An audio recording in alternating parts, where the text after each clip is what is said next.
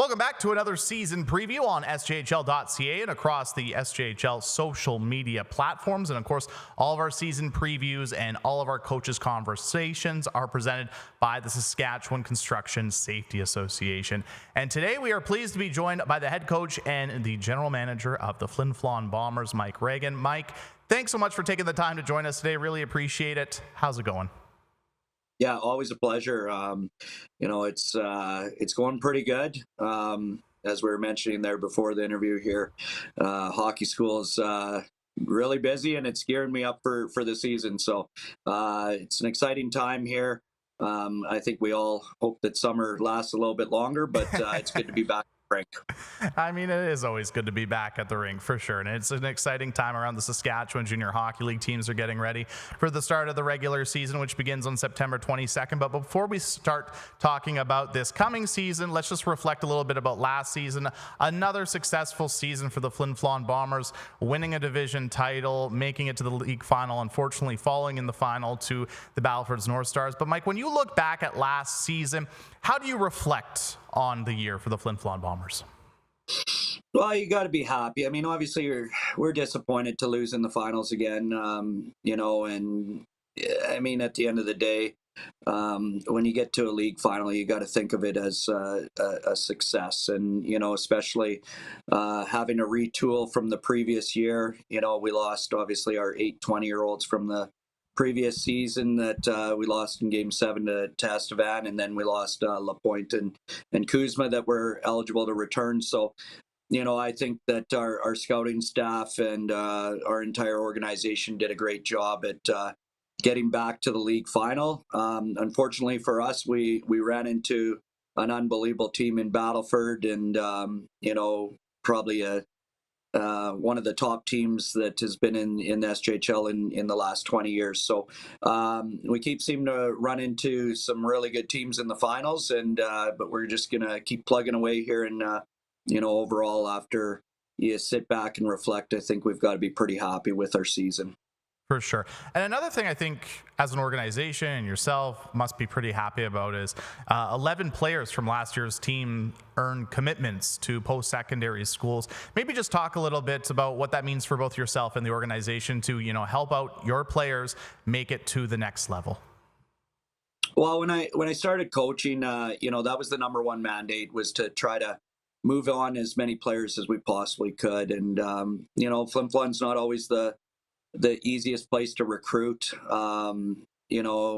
It's a long ways away from home for pretty much everybody. A lot of the kids that we recruit initially, when they look at a map, they think we're crazy and that sort of thing. But the one thing that we've done a really good job of is moving players on to the next level. I think we've got over 39 Division I scholarships in the time that I've taken over, and countless U Sport and Division III and ACAC, and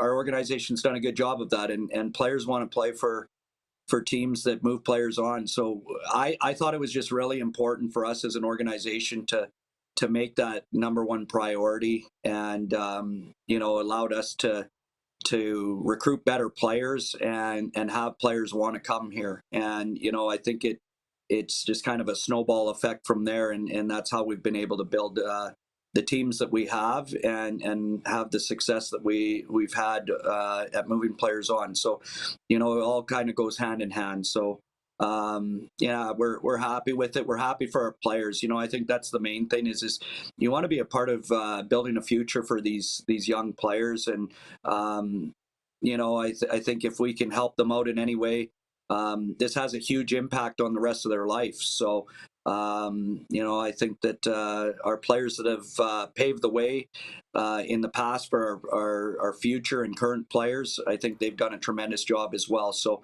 we're happy, and another successful year at moving players on.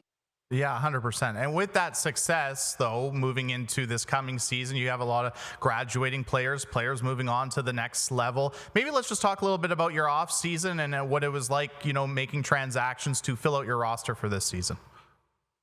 Yeah, I mean, it's been a busy off season, but I mean, every year you lose your top players, or most of your top players, the 20-year-olds that graduate. So every year you're losing 8 of your best players, and the job is for young guys to step up and mature and grow into being some of your top players, and then also finding players, and that's the challenge. But everybody goes through it. There's not a lot of teams that are finishing the year with 3 or 4 guys that they lose. So I think that's the challenge all of us coaches in SJHL face, is how do you replace those players? And it comes down to having a strong scouting staff, and our head scout's done a tremendous job, and we've got a few other scouts that have been on board here for the last couple years, and man, they work hard, and you got to give them a lot of credit. And I think that Cole and myself and our head scout and our Southern Saskatchewan scout, we call him our North American scout, really dug in and, worked extremely hard this summer. And we've been able to find some players that we're pretty excited about. And, hopefully we're going to put ourselves in a position to compete again here this year. And, hopefully we can get over that last hump.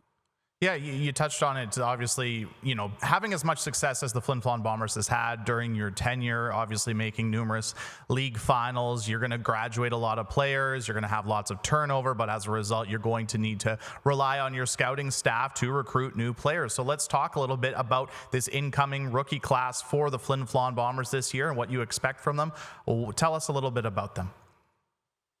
Yeah, I mean, on the back end, we lost a lot of guys, obviously. I think we lost 4 20-year-olds on the back end there, so they're tough to replace. But, we've done a good job at bringing in some guys that we feel are going to be, really good players both now and in the future. I don't like to get into specific names or anything like that, because I think early on in the year, we provide opportunities, and it's opportunities that the players got to take advantage of. And there's a few players that we've signed on the back end that we're expecting big things out of them. But we also know that there's some guys coming in here and challenging for those jobs. I think for us, one of the things that I don't mind talking about is Chichu Lathland. He was a high-end recruit for us last year, and in the first game, about halfway through it, he ended up getting injured, and it cost him the rest of the season. And it came to a point where we thought he was going to have surgery, and we were contemplating whether he was going to have surgery or not. And the doctors decided at his age that if he could avoid that was going to be extremely important for him. And we're expecting big things out of him. He skated last night in our conditioning camp for the hockey school, and he looked really good. So we're hoping, knock on wood, that he can be healthy, and that'll go a long ways for our top 4. Having him in there, because he's got the talent to be an impact player. So on the back end, like I said, I'd like to leave some names just within our organization. But in goal, we got both guys returning, so we're extremely excited about that. And up front, we've got a few surprises coming here in the next couple weeks that we're going to announce and that sort of thing. But we like the fact that we've got Alexi Sylvester and Jacob Bockler returning up front, and that's going to be huge for us. And then some of our young guys that we brought in here, a guy that I think that is going to be an impact player for us. Is going to be Riley Niven that we acquired from the Weyburn Red Wings. Hopefully he's going to be an impact player for us, and then we've got a few other guys that we're pretty excited about. For sure. I love the tease. Love the tease in the business. So that's great. Hey, let me ask you I know it's not helping you out much, but I love it. I know you're looking for names and that sort of thing. I think strategically as an organization this year, we're trying to keep things close to the vest. And I know that doesn't make great media here for you, but we're just going to keep you guys in suspense here for a little bit longer. I think you keep making the people want more. So that's what I think is great about it. So I'll ask you this, though. I know there's lots to be determined. Obviously, there's training camp, preseason, and even a little bit into the regular season when it comes to determining your final roster and everything like that. But where on paper right now, when you look at the 2023-2024 Flin Flon Bombers, where do you think the strength of this hockey team is?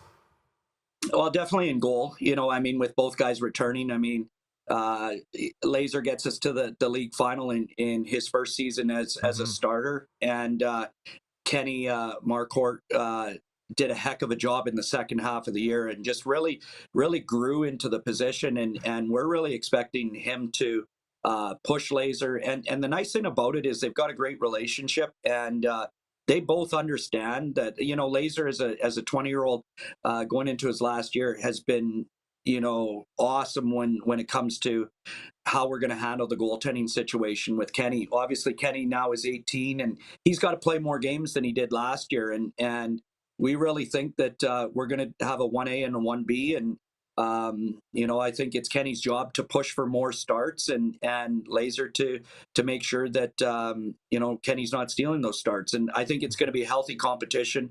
They both, respect each other and understand that they both want to play. And when you can have two goaltenders that you can go into any game and know that they're going to give you a chance to win, I think that's a great start. And I also think our forward group is going to be really deep. And not saying that our back end is our weakness. It's probably just a little bit more of the unknown for us. Like anytime you lose 4 20-year-olds on the back end, that's going to have an impact, but we're pretty excited about the guys that we have coming in, and we think this is going to be a well-balanced team. But if there was one strength, it's probably going to be our goaltending.